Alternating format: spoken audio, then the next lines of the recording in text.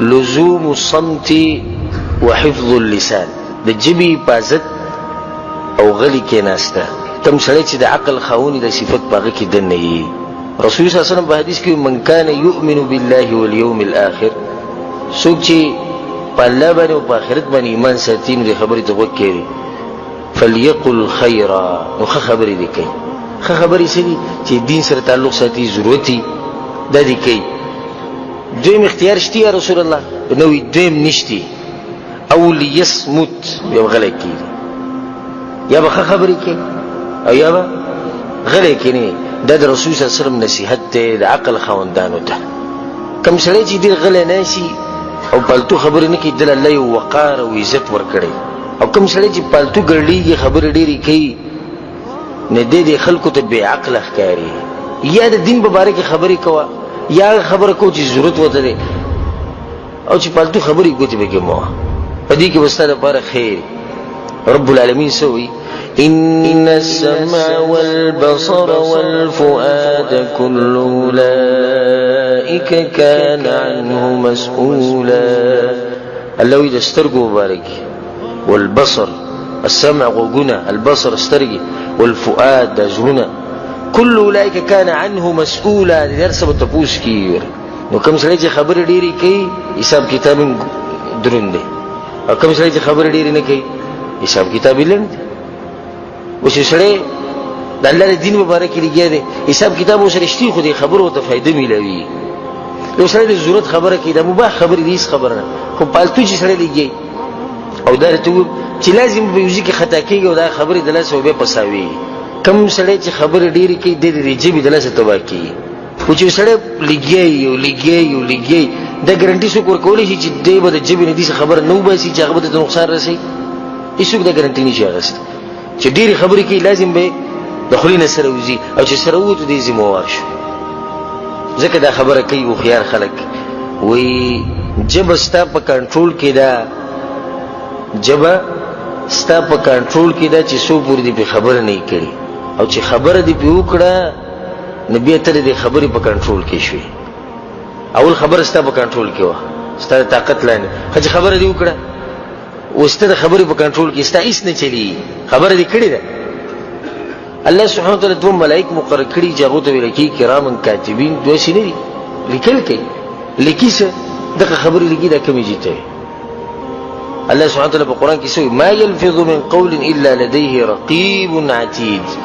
انسان چې کوم خبره د خولې نه وباسي رقيب عتيد په دې باندې چوکیدار یو لیکونکی ملک په دې وګ باندې دی، هغه په ټکه دا خبرې لیکي. هر اسی ولیکلي بس ختم. کتابونه هسې ډک شو، ستا عملنامې هسې ډکې شوې، بیا به دا والي الله سبحانه وتعالی ختم به کړي. د دې هرې خبرې به تا سره حساب کتاب کېږي. کاسې لیکلو چې موږ وایي لیکي دي کمپین ډکي، خو لیکل به حساب. حساب نه بعد یا جنت یا جهنم. وړه خبره خو نه ده.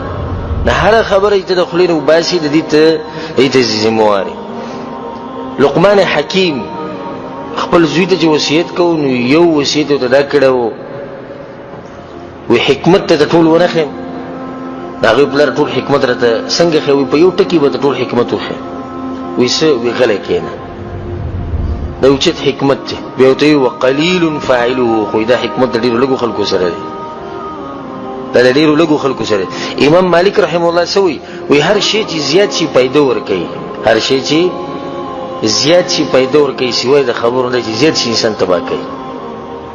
نور چې کم شی هم د دې خبرو نه علاوه هغې ته وګوره چې زیاتېږي پیدا به تعالی درکوي، سوای د دې خبرو نه چې دا ډېرېږي نه تا به د تباهي طرف ته بوځي.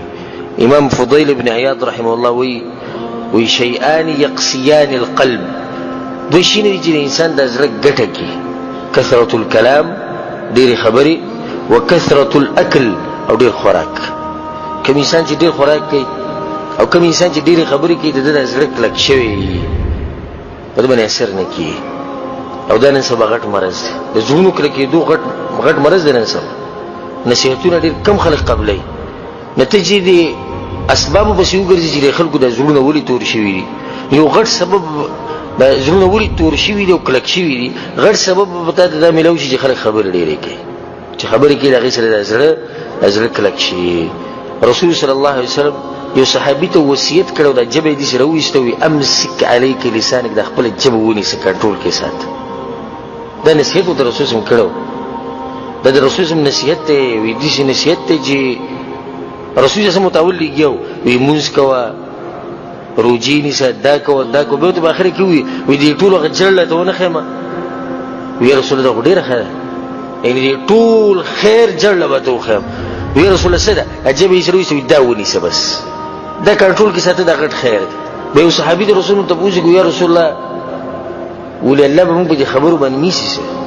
رسول صلی الله علیه وسلم ورته وی جهنم ته خو به دا خلک ډېر ولیږي د دې ژبو د لاسه. غالبا خلک چې به جهنم ته ځي هغه به د دې ژبې د لاسه ځي. نو ژبه کنټرول کې ساتل، دې ته سوچ وکړه الله تعالی څو غوږونه درکړي او ژبه یوه، دوه غوږونه یوه ژبه. ولې؟ وی اوره ډېر او وایه لږ، د دې لپاره درکړي. که په خبرو کې فایده وي او په اورېدو کې نه وي، نو بیا به یو غوږ وي او دوه به ژبې وي چې انسان زر زر خبرې کوي، په یو ژبه هم په بله باندې. خو دا بعض خلک داسې دي چې ژبه یوه ده خو استعمالوي داسې لکه دوه درې چې وار پرې نه موندې کېږي، بس لګیایي بریک پکې نه وي. دا انسان ګناهونه خپل چې دی ودېرېږي چې دنه به څومره غلطې خبرې شوي او غلي کلی شوي دي. او یو غټه ورځ دی چې هغې ته یوم القیامه وایي 50,000 کاله د هغې وخت دی، او په دې 50,000 کاله کې به ستا نمبر هم راشي، تا سره هم الله سبحانه وتعالی حساب کتاب کوي. د حدیثو دي علماو د الله سبحانه وتعالی بس یو تقوا یو پوهه ورکړي، هغې وجه چې د الله د پیغمبر صلی الله علیه وسلم د خبرو حفاظت کوي، ځکه ډېر اوچت خلک دي. نو هغو د بعض کسانو نه حدیثونه نه دي اخیستي، یعنې پلانی کس دی حدیث ورته یاد وایي دنه موږ حدیث نه لرو. ولې؟ وایي دې خبرې ډېرې کوي، یعنې د خبرو د ډېروالو د لاسه د ده نه هغه حدیث هم پرېښودی.